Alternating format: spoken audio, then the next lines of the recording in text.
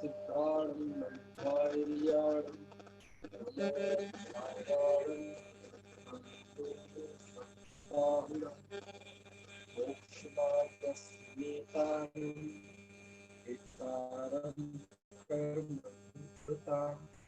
व्यापारं विश्वतत्त्वानां वन्दे तत्त्वदर्शये।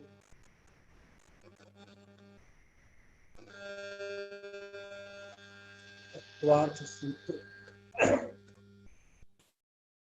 छठवां अध्याय, जिसमें ज्ञानावरण दर्शनावरण कर्म के आश्रय पर बात चल रही है। 10वां सूत्र भैया जी आवाज नहीं आ रही। भैया जी आवाज नहीं आ रही। आवाज में कोई साउंड अब आने लगी। कुछ एक्स्ट्रा साउंड भी आ रहा है। हाँ कुछ है और कहीं से आ रहा है। तत्प्रदोष निन्हो मात्सर्यांतराया सदनोपघात घाता ज्ञान दर्शनावरणयो। ज्ञानावरण और दर्शनावरण के कारणों की बात हुई, और ज्ञान के विषय में ये हो तो ज्ञानावरण के कारण बनते हैं, और दर्शन के विषय में ये हो तो दर्शनावरण के कारण बनते हैं। फिर भी आचार्य ने ज्ञानावरण और दर्शनावरण को अलग अलग बताने की कोशिश की है टीकाकारों ने। तो ये तत्वार्थ से चौथे अध्याय के 3 छंद में बता हूं, दर्शनावरण कर्म के आश्रव के हेतु। तो देखो जरा, ये राजवार्तिक में है, लेकिन परंपरा से फिर इसमें आए तो ये छंदबद्ध है, इसलिए यहां से पढ़ रहा हूं। तत्वार्थ सार अमृतचंद स्वामी का। दर्शनस्यांतरायश्च प्रदोषो निन्नहोऽपि च मात्सर्यमुपघातश्च तस्यैवासाधनम् तथा। ये तो वही है जो सूत्र में है। अब इसके अलावा नैनोत्पाटनम दीर्घ स्वापिताश्चयनम दिवा नास्तिक्य वासना सम्यक दृष्टि संदूषणम तथा कुतीर्थानां प्रशंसा च जुगुप्सा च तपस्विनां दर्शनावरणयस्यैते भवन्त्यास्त्रवहेतवः। देखो जो सूत्र में है उसके अलावा नैनोत्पाटन, नैनोत्पाटन मतलब किसी की आंखें निकाल लेना। दीर्घ स्वापिता, दर्शनावरण कर्म के आश्रव की बात। ज्यादा सोना, बहुत सोना, कई लोग बहुत सोते हैं ना, तो एक जो सामान्य मनुष्य की जो निद्रा है ना, 6-7 घंटे की जो भी होती हो, उससे ज्यादा सोना, खूब सोना, तो वो भी दर्शनावरण कर्म के आश्रव के कारणों में है। क्योंकि दर्शनावरण की प्रकृतियां है ना, निद्रा निद्रा निद्रा, प्रचला प्रचला प्रचला। तो ये जो निद्रा आती है दर्शनावरण कर्म के उदीरणा से आती है। तो जो जीव ज्यादा सोता है तो उस समय बहुत ज्ञान दर्शन बहुत मंद पड़ जाते हैं, तो वो भी दर्शनावरण के विशेष आश्रव का कारण बनता है। वैसे तो लगातार चालू ही है। ऐसे लिखा शयनम दिवा, शयनम दिवा यानी दिन में सोना। दिन में सोने को भी दर्शनावरण कर्म के उदय मतलब आश्रव के कारणों में गिना जाता है ना। विशेष आश्रव होता है दिन में सोना, है ना। और दिन में सोने को तो वैसे ही काफी बुरा माना जाता है आयुर्वेद के हिसाब से, प्राकृतिक चिकित्सा के हिसाब से। और प्राणी जगत में भी दिन में कौन सोता है, पता ही होगा आपको, है ना। चलो, तो दिन में सोना ये दर्शनावरण कर्म का आश्रव माना गया है। वैसे भी जो सम्यक्त की पात्रता जो शास्त्रों में लिखी हुई है, सम्यक्त की पात्रता में एक कंडीशन ये भी है कि जागृत अवस्था में ही सम्यक्त होता है, और प्रथम 3 निद्रा वालों को तो सम्यक्त हो, है ना, होता ही नहीं। मतलब वो बड़ी तीव्र आलस्य का प्रतीक है ना।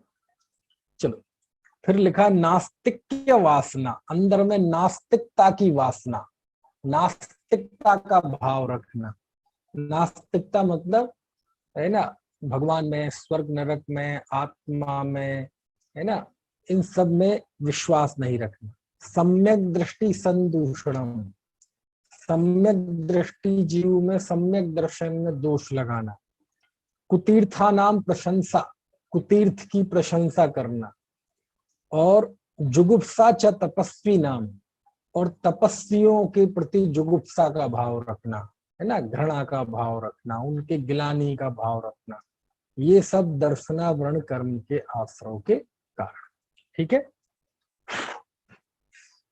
इस तरह से हमने ये दर्शनावरण कर्म के आश्रव पढ़े।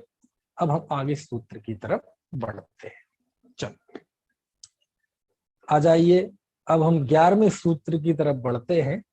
इस तरह ये ज्ञानावरण दर्शनावरण कर्म के आश्रव के कारण हुए। अब 11वां सूत्र है। 11वें सूत्र में और 12वें सूत्र में इसमें वेदनीय कर्म के आश्रव के कारण बताए हैं। और वेदनीय कर्म दो प्रकार का होता है, एक साता वेदनीय और एक असाता वेदनीय। ठीक है, और चूंकि ये साता वेदनी असाता वेदनी के उदय से इतनी ज्यादा विविधताएं बनती हैं हम सबके जीवन में कि वेदनीय कर्म का प्रभाव बड़ा व्यापक दिखाई देता है। अनेक लोगों के मन में यानी सामने यही प्रश्न आता है कि मेरे साथ ही ऐसा क्यों होता है ना, तो क्यों होता है किसी के साथ ऐसा, तो ये सूत्र में आपको इसका जवाब मिलेगा, है ना। कोई बहुत दुखी क्यों होता है, कोई बहुत सुखी क्यों होता है, कोई बीमार क्यों होता है, कोई स्वस्थ क्यों होता है, कोई रोगी क्यों होता है, कोई स्वरूप क्यों होता है, कोई कुरूप क्यों होता है। यानी जिन जिन चीजों में हम अच्छा महसूस करते हैं, है ना, वो साता वेदनी कर्म का उदय है। और जिनमें हम बुरा दुख का अनुभव करते हैं वो साता वेदनी कर्म का उदय है। तो आप देखो ये हमारी जीवन में सुख दुख, है ना, संयोग वियोग, हर्ष विषाद, ये एक बहुत बड़ा फैक्टर है जीवन का। आयु कर्म तो जन्म होते ही शुरू हो गया, उसके बाद हमें चिंता नहीं करनी पड़ती। जीवन है तो आयु चल ही रही है, कभी किसी को आयु की चिंता करनी पड़ी तो आयु तो अपने आप, है ना, उससे हमें फर्क नहीं पड़ता। ज्ञानावरण दर्शनावरण यद्यपि फर्क डालता है, लेकिन सबसे ज्यादा किसी व्यक्ति के जीवन पे किसी का असर होता है, दिखाई देता है, तो वेदनीय कर्म का सब बहुत ज्यादा असर दिखाई देता है इसका। बाकी का भी है, नाम कर्म का भी है, लेकिन जिस रूप में मैं अभी कह रहा हूं उस रूप में आप समझे।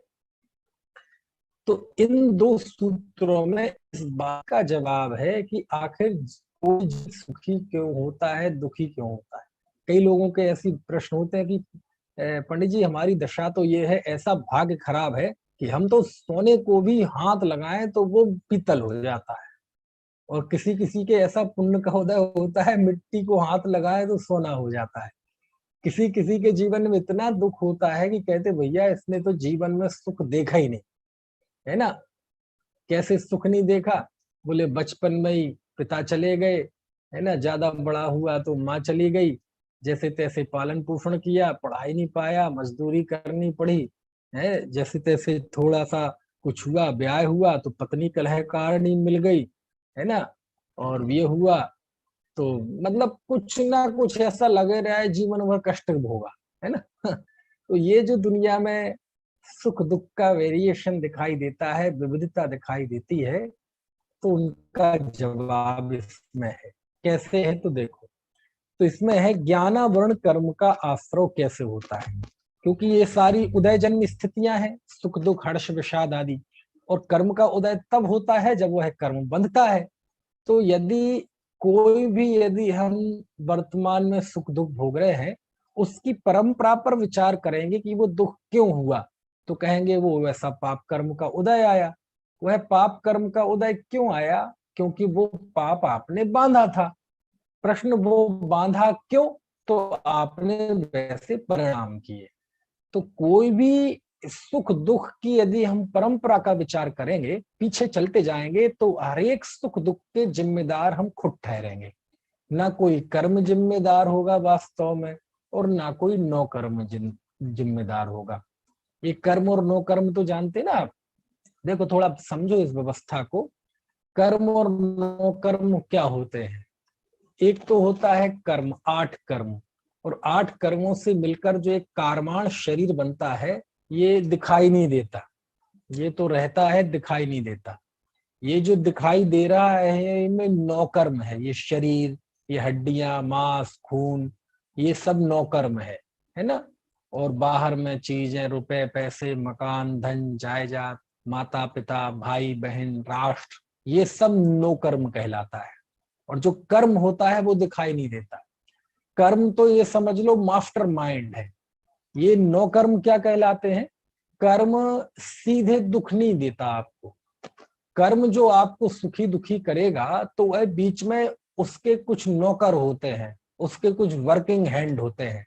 तो कर्म के जो वर्किंग हैंड हैं, जिनके जरिए वो काम करता है, वो 9 कर्म कहलाते हैं, है ना। यानी कर्म के नौकर कह लो आप, है ना। तो जैसे जो असली माफिया होता है, मास्टर माइंड होता है, डॉन, वो कभी बाहर नहीं आता, वो कभी दिखाई नहीं देता। काम कौन करता है सारा? उसके कर्मचारी, उसके काम, मतलब उसके वो जो नौकर चाकर होते हैं, उसके भाई लोग होते हैं। असली जो भाई होता है वो कभी दिखाई नहीं। वो जो वारदात होती है स्पॉट पे, चाहे वो लूट की हो, स्मगलिंग की हो, हत्याकांड हो, कुछ भी हो, फिरौती हो, वो जो असली मास्टरमाइंड व्यक्ति है वो दिखाई नहीं देगा कभी। ये सब काम कौन करता है? उसके चेले चपाटी करते हैं। तो ऐसे ही जो कर्म होता है, वो कर्म तो ऐसा ही है, बिल्कुल अदृश्य माफिया डॉन, वो कहीं दिखाई नहीं देता किसी को। दिखाई कौन देगा आपको? 9 कर्म दिखाई देंगे। शरीर में रोग हुआ, आपको तकलीफ हुई, तो आपको शरीर और शरीर में होने वाला रोग दिखाई दिया। जिस कर्म के उदय से शरीर में रोग हुआ, वो कर्म आपको दिखाई दिया। वो सामने नहीं आता, वो 9 कर्म खड़े करता है। यदि आपके पाप का उदय आना होगा तो वह पाप का उदय, पाप कर्म, वो सीधे आपके दुखी नहीं करेगा, वो 9 कर्म खड़े करेगा। 9 कर्म खड़े कैसे करेगा? पता चले कि आप अपनी स्कूटर से जा रहे हैं और आपका स्कूटर फिसल जाए और आपकी हड्डी टूट जाए, समझ में आए ना, आपके हाथ पैर टूट जाए, अथवा आपके बीमारी हो जाए कोई शरीर में। तो दुख की जो बाहरी वजह होती है वो 9 कर्म कहलाती हैं। और वो कर्म किसके सहारे चलता है? वो 9 कर्म वो कर्म के सहारे चलता है। कर्म दिखाई नहीं देता। मास्टर माइंड कर्म है, लेकिन वह किन के जरिए काम करता है? वो 9 कर्म के जरिए काम करता है ना। ज्ञानावरण कर्म है, और वो जब उदय में आएगा तो आपको ज्ञान नहीं होगा, और ज्ञान नहीं होगा तो उसके 9 कर्म क्या है? क्या है उसके 9 कर्म? कि आप देख रहे होंगे, अचानक लाइट चली जाएगी तो दिखेगा नहीं कुछ, सामने पर्दा आ जाएगा तो आपको दिखेगा नहीं। आप देखना चाहते हैं, जानना चाहते हैं, और आपका चश्मा टूट गया तो आपको देख, यानी कोई ना कोई ऐसी कंडीशन निर्मित हो जाएगी, आपके दिमाग में कुछ चोट लग जाएगी, रक्त संचार बढ़ जाएगा, यहाँ थक्का जम जाएगा, कोई ना कोई ऐसा ही कंडीशन वो पैदा कर देगा जिससे आपको ज्ञान नहीं होगा। तो हमें क्या दिखाई देगी? हमें तो 9 कर्म दिखाई देते हैं, जबकि 9 कर्म की वास्तव में कोई गलती नहीं होती है ना। उसके पीछे कौन काम करता है? मास्टरमाइंड कौन होता है? कर्म काम करता है। और कर्म भी क्यों बंधा वो? क्योंकि वैसा आपने भाव किया था। तो हर एक सुख दुख की यदि परंपरा पर विचार करेंगे तो वो कहां तक जाकर ठहरेगी? वो अपने पे आकर रुक जाएगी, है ना। हमें गाली दी और हमें गुस्सा आया, वो गाली देने वाला तो क्या है? 9 कर्म। वो क्या है? 9 कर्म। ऐसा हमें दुख क्यों हुआ? क्योंकि वो कर्म था। कर्म ने अपना 9 कर्म खड़ा किया। क्या खड़ा किया? इसका जो मित्र है इसे ही शत्रु बना दो। समझ में आए ना। तो जो प्रशंसा कर रहा है वही आपकी निंदा करेगा, समझ में आए ना। जो आपकी देखरेख कर रहा था वही आपके प्रतिकूल आचरण करेगा। तो आपको क्या दिखाई देगा? आपको 9 कर्म दिखाई देगा, आपको कर्म दिखाई नहीं देगा। जबकि ये सुख दुख का परिणमन किसके हाथ में? वो कर्म के हाथ में। वो कर्म के उदय से स्थिति बनती है ना। तो 9 कर्म सारी दुनिया को दिखाई देता है। 9 कर्म को देखने के लिए किसी शास्त्र को खोलने की जरूरत नहीं है, क्योंकि हम अपने सुख दुख, सफलता असफलता की जिम्मेदारी वजह दूसरे को हम मानते ही हैं, बिना किसी की सिखाए मानते हैं। ये तो शास्त्र बताता है कि जिसको तुम सुख दुख की जिम्मेदारी दे रहे हो वो नौकर्म है, वो स्वतंत्र नहीं है। उन नौकर्मों का परिणमन किस वजह से होता है? कर्म की वजह से। और कर्म है, कर्म दिखाई नहीं देता। समझ में आया ना? यही तो समय सार में कहा है, यही बात उसकी टीका में अमृत चंद आचार्य देव ने लिखी, सर्वम सदैव नियतम भवति स्वकीय कर्मोदयान मरण जीवित सौख दुखम, कि जीवों के जन्म मरण सुख दुख हर्ष विषाद ये सब तीनों लोग तीन काल में अपने कर्म के उदय के अनुसार होते हैं। समझ में आया? तो नौकर्म क्यों हुए, इसके सामने यदि प्रश्न चिन्ह खड़ा किया जाए कि इसने मेरा बुरा क्यों किया, इसने मुझे पत्थर क्यों मारा, इसने मुझे गाड़ी क्यों मारी, इसने मुझे गालियां क्यों दी, इसने मेरी निंदा क्यों की, तो उसका जवाब आएगा कर्म में से, कि तुम्हारे उस तरह के पाप कर्म का उदय आया। अब उदय के सामने प्रश्न चिन्ह खड़े करो कि तुम्हारे ऐसा कर्म का उदय क्यों आया, तो उसका जवाब आएगा कि चूंकि तुमने ऐसा कर्म बांधा था इसलिए वो उदय में आया। ऐसा कर्म क्यों बांधा था? क्योंकि तुमने वैसे परिणाम किए थे इसलिए वो कर्म बंधा था। अब ये बीच के विधान को अलग कर दो तो हमारे साथ जो भी परिस्थिति बनी उसकी परंपरा पीछे पीछे ले जाओ तो उस प्रत्येक सुख दुख का कारण क्या है? मूलतः हमारी अपनी गलतियां, हमारे द्वारा किए गए अच्छे बुरे भाव। समझ में आए ना? अब ऐसे कर्म सिद्धांत का विचार करोगे तो आपको किसी दूसरे पे रंज अथवा दूसरे पे है ना शिकायत, ये सारी चीजें नहीं होती है ना? तो इस सूत्र में यही बताया है कि आपको दुख है ना, आपको लग रहा है ना कि हम दुखी हैं, तो आपने जरूर ऐसे कोई कार्य किए थे जिससे असाता वेदनी कर्म का आश्रय हुआ। तो ये सारी चर्चाएं हमें दुर्विकल्पों से बचाती हैं, दुर्ध्यान से बचाती हैं, कि जो भी आपके जीवन में अच्छा है बुरा है उन सब का कारण आपके परिणाम है, आपके भाव है। क्योंकि सब लोग बासा खा रहे हैं, ताजा कोई नहीं खा रहा। आप बिल्कुल तवे पे गर्मा गर्म बनती हुई रोटी जो कि बिल्कुल गर्म होकर सीधे आपकी थाली में आती है कुछ सेकंड के अंदर, और आप उस ताजी रोटी को खाते हैं, तो वो ताजा नहीं खा रहे हैं, वो भी बासा खा रहे हैं। क्या बात हुआ? बासा खा रहे मतलब वो रोटी तो ताजी है, लेकिन जिस कर्म के उदय से आपको वो रोटी मिल रही है वो कर्म ताजा नहीं है, वो बासा है, वो पूर्व कर्म का उदय है, जिसके उदय में आपको ये रोटी मिल रही है ना? तो ऐसे है, थोड़ा एक कर्म और नो कर्म की व्यवस्था हमें समझनी पड़ेगी कि कर्म और नो कर्म क्या है ना? आयु कर्म ये कर्म है, और ये आयु कैसे चलता है? शरीर, तो हम भोजन करते हैं, श्वास ले करते हैं, ये शरीर है, धड़कन है, लीवर है, ये सब नो कर्म है, अमाशय पित्ताशय है, सब नो कर्म है। समझ में आया? नाम कर्म है, नाम कर्म कर्म है, वो दिखाई नहीं देता, वो तो मास्टरमाइंड है, और वो अपना काम कैसे करता है? इस शरीर को गोरा काला, इंद्रियां, आंख नाक कान, ये उसके नौ कर्म है। ठीक है ना? तो ये नौ कर्म, और अब गलती कहाँ है? हर व्यक्ति दुनिया में नौ कर्मों में फंसा हुआ है, नौ कर्मों में जी रहा है, नौ कर्मों में मर रहा है, उसी के पीछे उसकी जिंदगी की पूरी ऊर्जा लगती है। नौ कर्मों को हटाओ, नौ कर्मों को जुटाओ, नौ कर्मों को मिटाओ। इसी में लगा रहता है, इसी उधेड़ बुन में, है ना?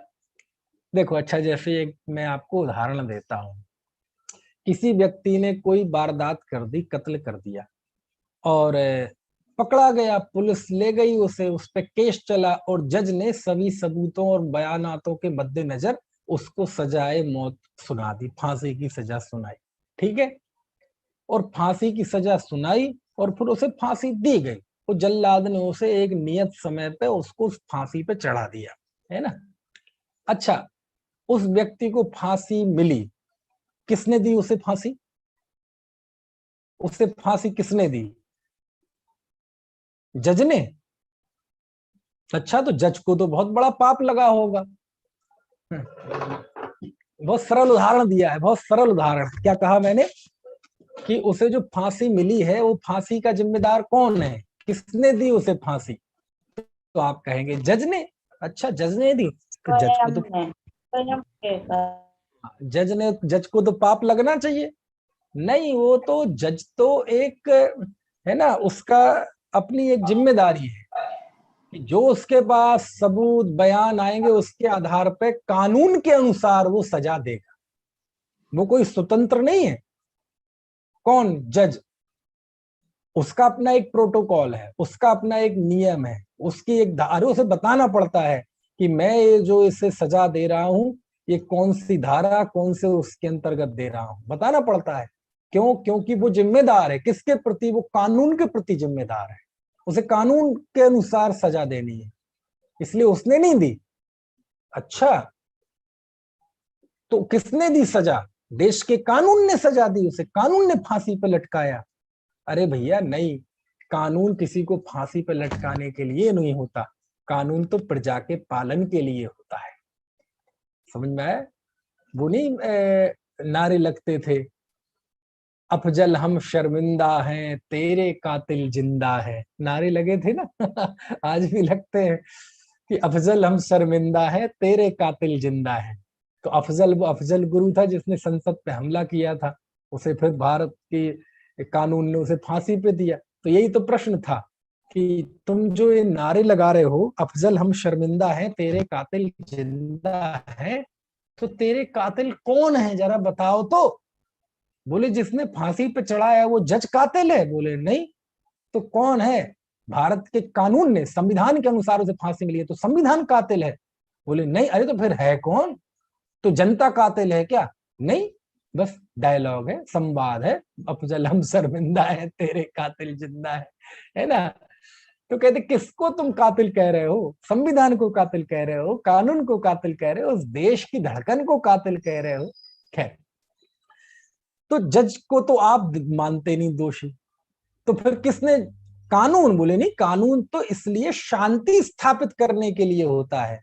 कानून के अनुसार यदि किसी अपराधी को सजा दी जाती है तो सजा देना उसका उद्देश्य नहीं है, उसका तो उद्देश्य है कि सभी लोग शांति से रहें। कोई असामाजिक तत्व यदि शांति को भंग करने वाला पैदा हो जाए तो उसे कालर पकड़ के उसे जेल में डाल। वो तो शांति और अच्छे लोगों की सुरक्षा के लिए कानून है, किसी को मारने के लिए, किसी को फांसी देने के लिए नहीं है। वो तो उसकी मजबूरी है। कानून तो चाहता है कि दुनिया में एक भी पुलिस स्टेशन ना हो, एक भी पुलिस ना हो, एक भी केस ना हो, कोई जेल ना हो, लेकिन होते। तो किसने दी फांसी? अब देखो, फांसी तो उसने दी है, जल्लाद ने। जल्लाद ने दी फांसी। आपने नहीं देखा होगा, जब फांसी देते हुए देखा है किसी जल्लाद? जल्लाद वो मुंह पे काला कपड़ा डालता है, उसके गले में वो फांसी का फंदा फंसाता है, फिर वो खड़े रहते हैं जज वकील क्या क्या होते अधिकारी, फिर वो ऐसे घड़ी में टाइम देखते हैं, जो टाइम है, और वो बस तो फिर और वो फांसी चढ़ा देता है। तो फांसी तो जल्लाद ने चढ़ाई। तो ऐसा क्यों नहीं कहते कि जल्लाद कातिल है? देखो, जिसने फांसी चढ़ाई उसे कोई नहीं कहता कातिल। क्यों? अरे जल्लाद को कोई राग द्वेष नहीं है आपसे, वो तो ड्यूटी कर रहा है। बोलो जल्लाद को उसकी हत्या का पाप लगता होगा? तो आप देखो, यानी फिर प्रश्न ये है कि आप उसका दोषी जज को मानते नहीं। और देखो, जज तो फैसला सुनाता है, सारी प्रोसीडिंग कौन करता है? वो बाबू करता है, वो क्लर्क करता है। तो क्लर्क ने सारा फैसला लिखा है इसकी फांसी का, तो वो दोषी है? बोले वो भी दोषी नहीं है।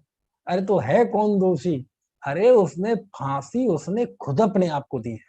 जिस समय उसने ये कार्य किया था, जिस समय उसने ये वारदात की थी, उस वारदात के फल में उसे फांसी की सजा सुनाई है ना। तो ये वारदात करते ही ये तय हो गया था कि तुझे फांसी होनी है, तुमने अपने हाथों से अपने गला घोंटा है। बोलो ये न्याय है कि नहीं है? अन्यथा जज को वो मिलना चाहिए सजा, जल्लाद को मिलना चाहिए, फांसी की सजा की प्रोसीडिंग करने वाले उस बाबू को सजा मिलनी चाहिए, उस वकील को सजा मिलनी चाहिए, किसी नहीं मिलती, उससे ही मिलती है। तो जैसे वो कार्रवाई करने वाला वो नहीं है दोषी, दोषी तो वो खुद है, ऐसे ही कोई भी सुख दुख की परिस्थिति बनती है, उसका यदि तात्विक विश्लेषण करें, उसका यदि वो ठंडे दिमाग से कर्म सिद्धांत की दृष्टि से उसका सूक्ष्म निरीक्षण करें, एनालिसिस करें, तो आपको अंत में निष्कर्ष ये निकलेगा कि प्रत्येक सुख दुख की जिम्मेदारी हमारी अपनी है। किसकी है? हमारी अपनी है। कोई इसका कर्ता भोक्ता नहीं है, मैं ही इसका कर्ता भोक्ता हूं। और अब क्या करना चाहिए?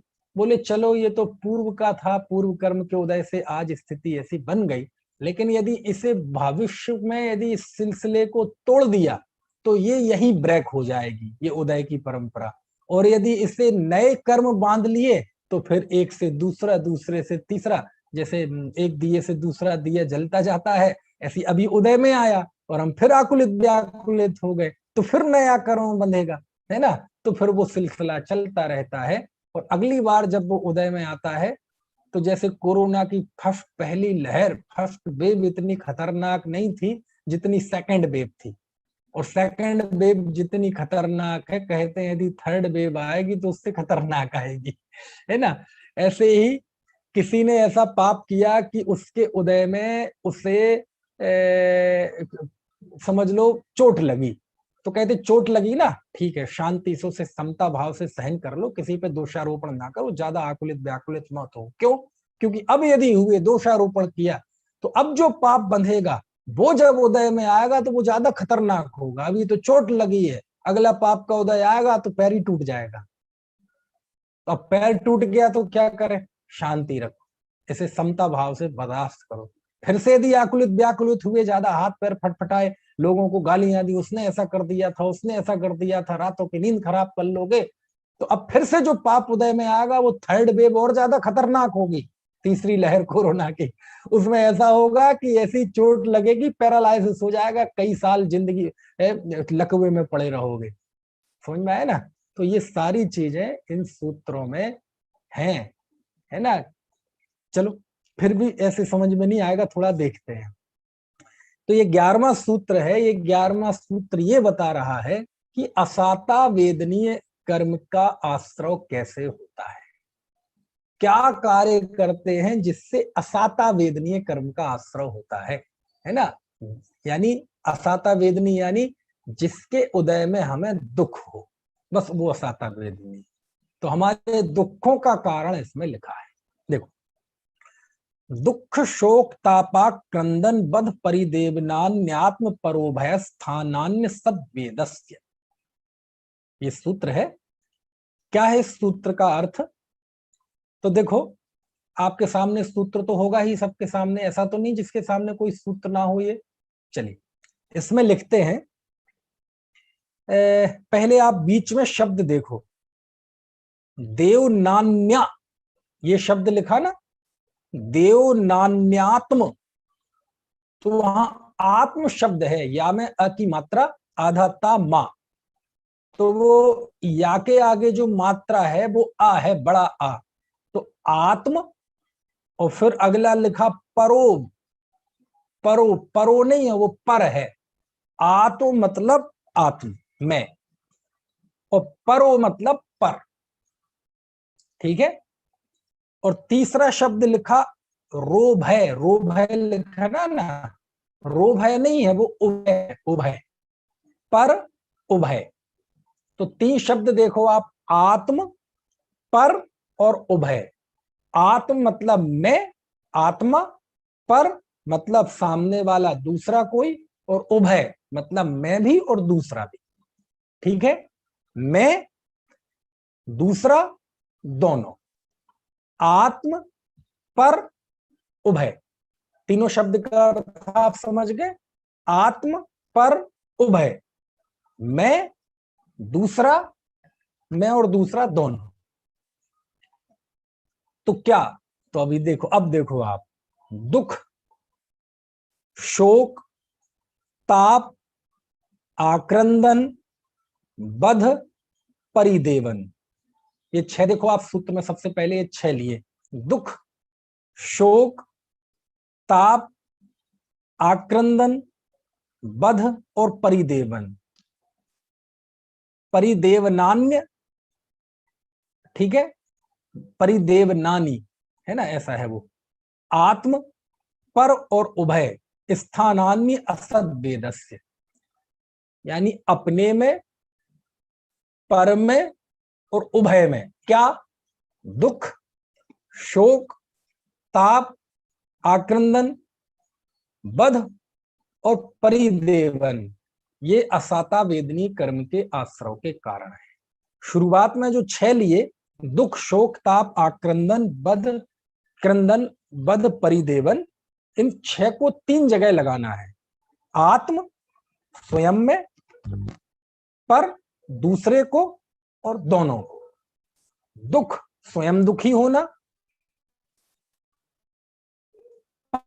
दूसरे को दुखी करना, और स्वयं भी होना और दूसरे को भी करना, ये उभय। शोक, स्वयं शोक करना, दूसरे को शोक कराना और दोनों ही करना। ठीक है, ऐसे तीन शब्द लिखे ना, आत्म, पर और उभय, वो सबके साथ लगाना है। तो क्या होगा? स्वयं दुख करना, दूसरे को दुख कराना और दोनों ही होना, ऐसे ही सब में लगा लेना। ये सब असाता वेदनीय कर्म के आश्रव के कारण है, ये असाता वेदनीय कर्म के स्थान है। ठीक है, ये सामान्य सूत्र का अर्थ है। अब थोड़ा सा हम समझते हैं कि ये 6 क्या चीज है। इसमें सबसे पहले लिखा है दुख। अब देखो, आमतौर पे ये एक ही चीजें हैं। सामान्य तौर पे देखो, दुख, दूसरा है शोक, शोक तो आप जानते हैं। तीसरा लिखा ताप, फिर आक्रंदन, फिर लिखा बध और फिर परिदेवन। ठीक है, आमतौर पे ये 6 चीजें दुख रूप ही है ना। फिर भी दुख इसमें सब में सामान्य है और बाकी 5 में बाकी विशेष है।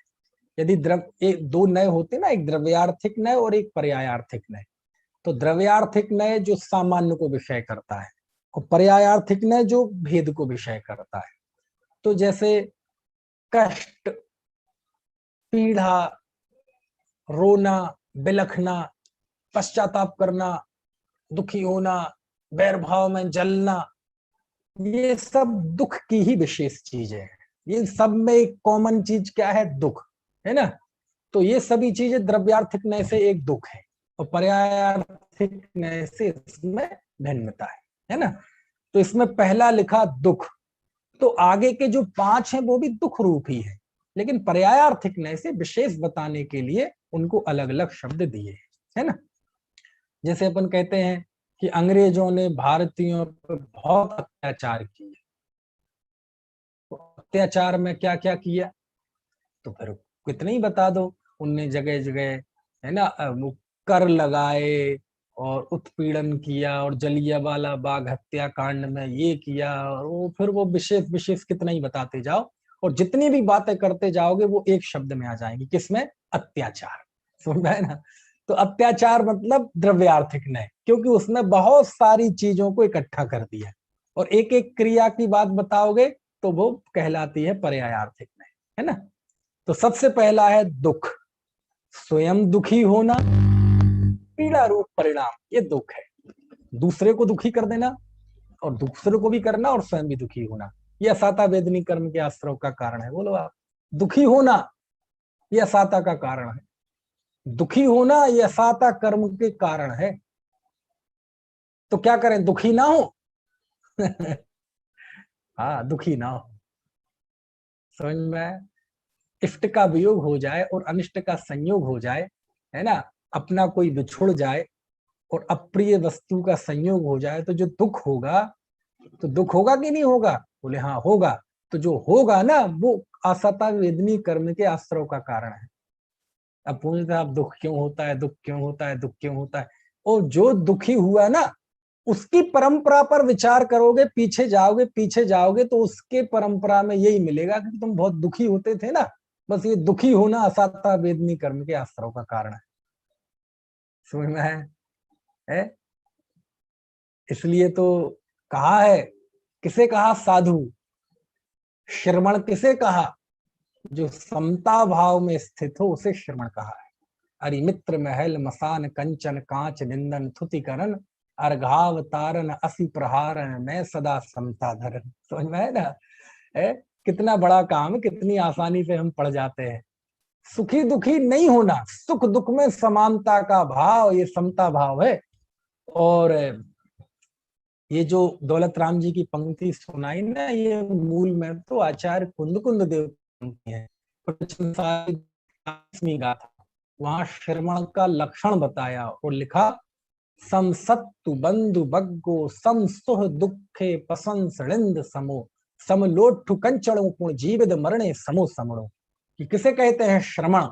बोले जो समसत्तु बंधु बग्गो, जो शत्रु और मित्रों में समान हो, समसुह दुखे, जो सुख और दुख में समान, पसंसड़िंद समो, जो प्रशंसा और निंदा में समान, समलोठु कंचड़ों पुण, जो पत्थर में और सोने में समान हो, जीवित मरणे, जो जीवन और मरण में समान हो, सो समणो, वह श्रवण होता है ना। तो ये दुख में दुखी हो जाना है, ये असाता वेदनी का। और ऐसा इतना ही नहीं, दूसरे को दुखी करना, ये भी असाता वेदनी कर्म को, और स्वयं भी होना और दूसरे को करना, है ना। फिर दूसरा लिखा शोक। क्या फर्क है दुख और शोक में? देखो, शोक शब्द जो है एक फिक्स मीनिंग है इसका। जब कोई अपना प्रिय बिछुड़ जाए, बिछुड़ जाए मतलब 2-4 दिन के लिए नहीं, 2-4 घंटे के लिए नहीं, हमेशा के लिए। जब किसी प्रिय की मौत हो जाए तो वो जो दुख होता है घना, उसको कहते हैं शोक। तो यद्यपि शोक भी दुख की वैरायटी है, लेकिन शोक शब्द एक सुनिश्चित अर्थ में है। कौन सा? प्रिय के वियोग में। समझ में आया ना? कोई भी माता हो, पिता हो, भाई हो, बहन हो, मित्र हो, यार हो, पति हो, पत्नी हो, कोई भी हो, कोई भी। इसलिए जब कोई मतलब मौत हो जाती है तो उसका जो कार्ड छपता है उसका नाम क्या है? शोक संदेश। कभी पढ़ा? दुख संदेश, क्लेश संदेश, पीड़ा संदेश, कष्ट संदेश, आकुलता संदेश, नहीं पढ़ा ना? शोक पत्र, कभी दुख पत्र, पीड़ा पत्र, क्लेश पत्र, ऐसा पढ़ा नहीं। वो एक फिक्स मीनिंग है उसका, कि जब किसी प्रिय की मौत हो जाती है तो वो शोक कहलाता है। समझ में आया ना? इसलिए शोक। तो देखो, शोक भी असाता वेदनी कर्म के आश्रव का कारण है। कोई मर जाए, रोना, बिलखना, ये असाता वेदनी कर्म के आश्रव का कारण है। समझ में आया ना? अब पूछते हैं साहब ये दुख क्यों हुआ? बहुत रोए होंगे, बहुत हाथ पैर पटके होंगे, बहुत दुखी हुए होंगे, है ना। तो क्या करें साहब? दुखी नहीं होगा? नहीं, संसारी हो, अभी मुनि जैसी अवस्था में नहीं हो, दुख हो जाता है, कोई बात नहीं। लेकिन क्या करें? उस दुख से उबरने की कोशिश करो, उस दुख को थोड़ा पीछा छुड़ाने की कोशिश करो। कैसे छुड़ाएंगे? तत्व ज्ञान के अभ्यास से। 12 भावनाओं का चिंतन करें, अनित्य भावना का चिंतन करें, अशरण भावना का चिंतन करें, एकत्व भावना का चिंतन करें, अन्यत्व भावना का चिंतन करें, है ना। 12 भावनाओं के चिंतन के द्वारा, षट द्रव्यमयी विश्व के परिणाम व्यवस्था की चिंतन के अनुसार, कर्म व्यवस्था के चिंतन के द्वारा, मैं कौन हूं, मुझसे भिन्न कौन है, ऐसे भेद विज्ञान के चिंतन के अनुसार अपने प्रभुत्व विभुत्व का चिंतन करके दुखों से निकला जा सकता है। क्योंकि निराशा से, दुख से निकलने का मार्ग किसी दूसरे के पास थोड़ी है, हमारे ही पास है।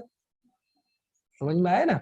और शास्त्र में वही तो बताया है। क्यों दुखी हो रहे हो साहब? ऐसा हो गया मेरे साथ। कर्म सिद्धांत के अनुसार वो उस समय वो परिस्थिति जो बनी वो कर्म के उदय से बनी। षट द्रव्यमय विश्व की व्यवस्था के अनुसार वो कार्य अपने समय में होना ही था।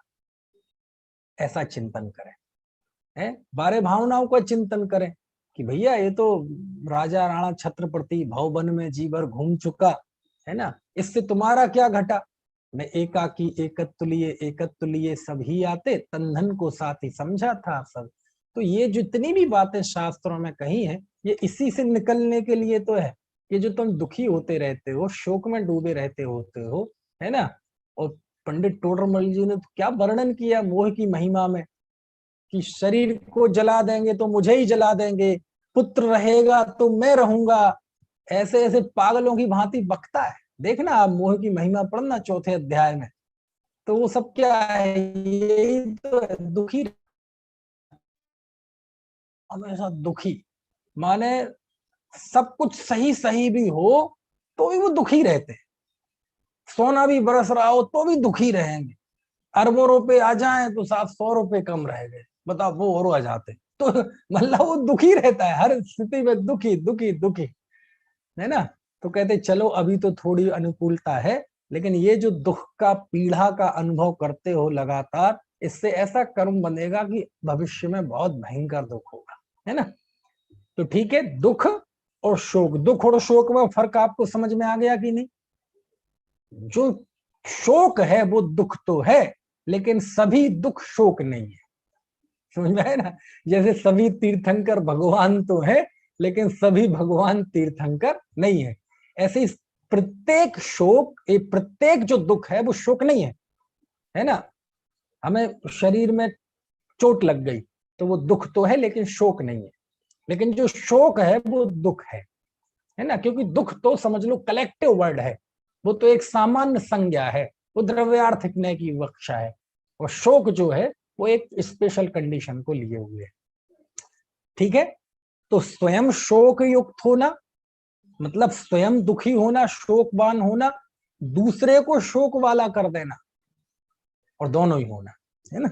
चलो फिर तीसरा शब्द है ताप। ये ताप क्या है?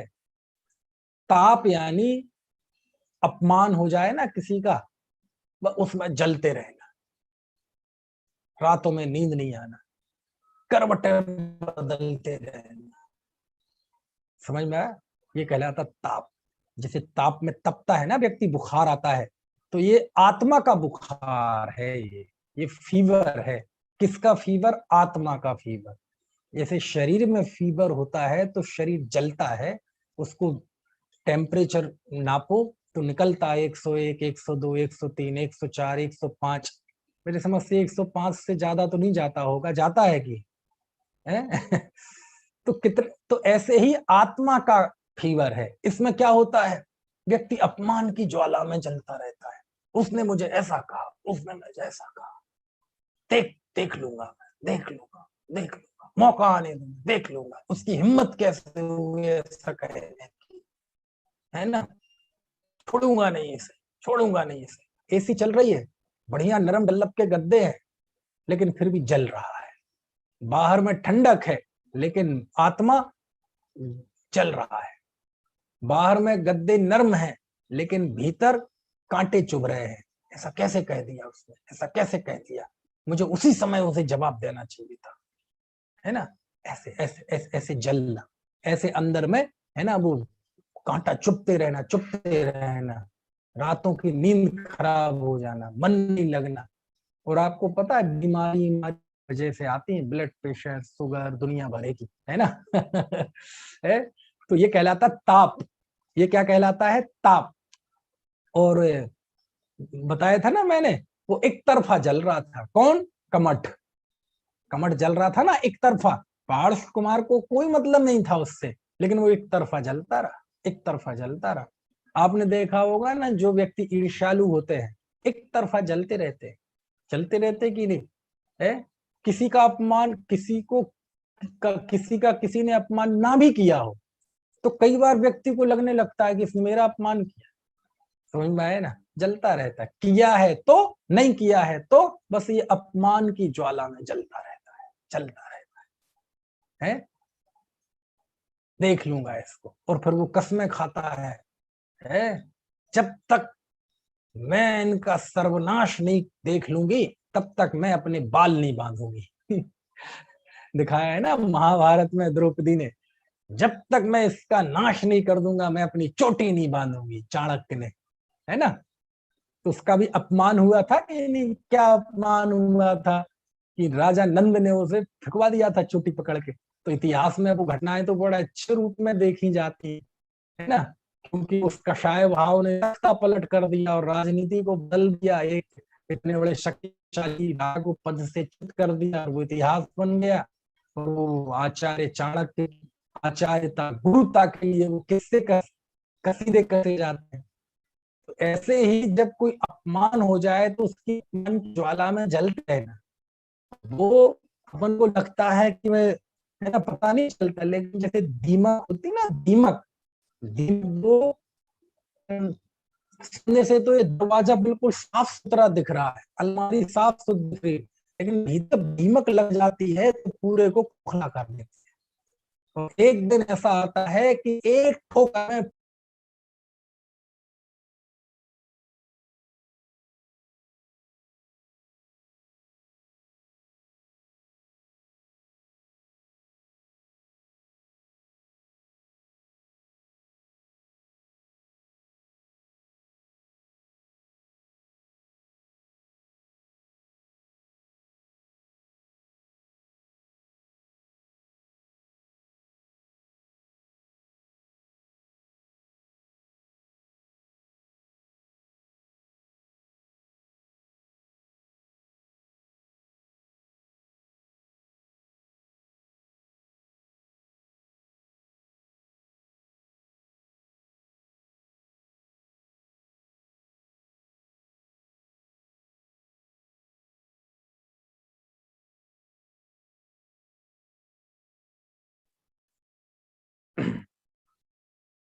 नेटवर्क प्रॉब्लम जो है थोड़ी सी, है ना। चलिए तो समय हो गया है और अब बाकी की बात कल करेंगे। थोड़ा सा डिस्टरबेंस बढ़ रहा है तो बाकी की बात कल करेंगे, है ना। अभी जिनवाणी स्तुति कर लेते हैं क्योंकि वो ऐसे ही चल रहा है नेटवर्क का। चलिए जा